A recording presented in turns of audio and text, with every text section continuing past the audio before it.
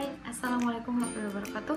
Saya Mardia Saputri, NIM 34 2018 017, mahasiswi program studi pendidikan biologi, Fakultas Keguruan dan Ilmu Pendidikan Universitas Muhammadiyah Palembang. Pada kesempatan kali ini, saya akan menyampaikan beberapa jawaban atas pertanyaan yang telah diberikan oleh dosen pengampu mata kuliah saya, yaitu Bapak Sultan Nawawi, Magister Pendidikan, untuk tugas ujian tengah semester mata kuliah evolusi. Nah, baiklah, langsung saja ke pertanyaan yang pertama, yaitu berikan contoh bukti evolusi anatomi perbandingan, embriologi perbandingan, dan biologi molekuler.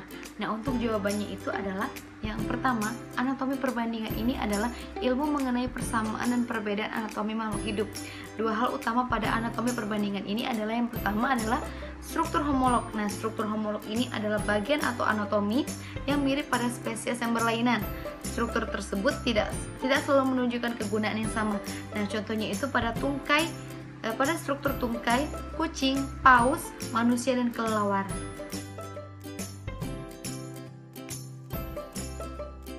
Nah, struktur yang kedua itu adalah struktur analog. Nah, struktur analog ini adalah struktur yang serupa pada spesies yang berbeda karena berevolusi pada lingkungan yang sama dan memiliki fungsi yang sama.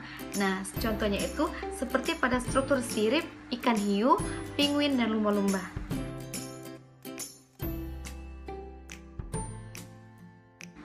Nah, yang selanjutnya itu adalah embriologi perbandingan. Nah, salah satu contoh bukti evolusi untuk embriologi perbandingan ini adalah perkembangan embrio, di mana beberapa vertebrata ini memiliki kesamaan dalam perkembangan embrio. Hal ini dapat dilihat pada fase-fase perkembangan embrio. Nah, selanjutnya itu adalah biologi molekuler.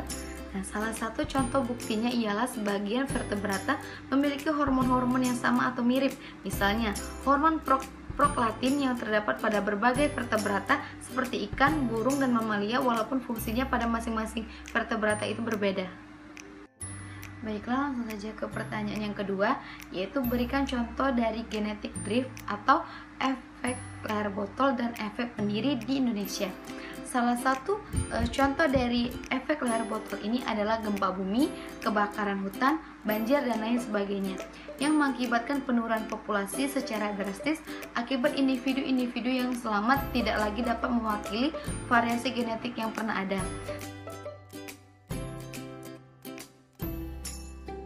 Selanjutnya itulah contoh dari efek pendiri adalah migrasinya suatu kelompok kecil individu yang menempati habitat baru yang terpencil dan tidak berpenghuni.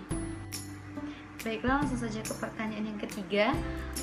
Pertanyaan itu adalah berikan contoh mutasi yang Anda temui pada kehidupan sehari-hari. Nah, salah satu contoh mutasi yang dapat ditemukan dalam kehidupan sehari-hari ini adalah Down syndrome yang biasanya terjadi pada manusia. Nah, Down syndrome ini adalah kelainan genetik yang disebabkan ketika pembelahan sel menghasilkan bahan genetik tambahan dari kromosom sebanyak 21. Sindrom Down ini menyebabkan penampilan wajah yang khas, cacat intelektual, keterlambatan perkembangan, dan dapat terkait dengan tiroid atau penyakit jantung. Nah, dapat teman-teman lihat pada gambar yang tampil ini adalah contoh seseorang yang mengalami Down syndrome atau kelainan genetik yang menyebabkan penderitanya memiliki tingkat kecerdasan yang rendah dan kelainan fisik yang khas. Sebagian penderita dapat mengalami kelainan yang ringan, tetapi sebagiannya lagi dapat mengalami gangguan yang berat hingga menimbulkan penyakit jantung. Nah, contoh selanjutnya itu adalah sindrom Turner, yaitu kelainan kromosom ketika perempuan lahir hanya memiliki satu kromosom X. Sindrom Turner ini dihasilkan oleh kromosom seks yang hilang atau tidak lengkap. Ini adalah salah satu contoh seseorang yang mengidap penyakit sindrom Turner, di mana penderitanya ini terlihat seperti balita, namun untuk usianya itu 24 tahun. Baiklah, langsung saja ke pertanyaan yang terakhir, yaitu apa yang kalian ketahui tentang isolasi reproduksi prezigot dan postzigot.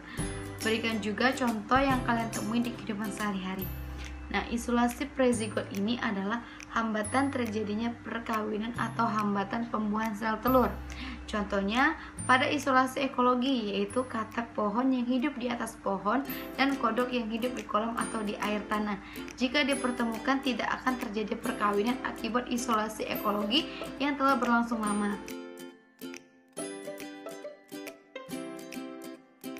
Nah, selanjutnya itu adalah isolasi postzigot, di mana hambatan yang terjadi setelah terbentuknya zigot yaitu penurunan daya hidup atau terganggunya perkembangan zigot menjadi organisme dewasa yang fertil atau subur. Nah, contohnya itu yang pertama adalah invibilitas dan sterilisasi hibrid. Ketika dua individu dari spesies yang berbeda dapat melakukan perkawinan, individu hasil persilangan atau hibrid dapat terbentuk. Namun, biasanya hibrid tersebut mati sebelum dapat melakukan reproduksi atau invibilitas hibrid, atau hibrid yang dihasilkan mandul, sterilitas hibrid. Kedua kondisi ini berfungsi sebagai mekanisme isolasi postzigotik, mencegah aliran gen antar spesies hibrid. Steril dapat dihasilkan dari perkawinan antara kuda dan keledai, itik dan entok, serta banyak contoh lainnya. Nah, demikianlah yang dapat saya sampaikan. Lebih dan kurangnya saya mohon maaf, kepada Allah saya mohon ampun. Terima kasih telah menyimak video saya. Wassalamualaikum warahmatullahi wabarakatuh.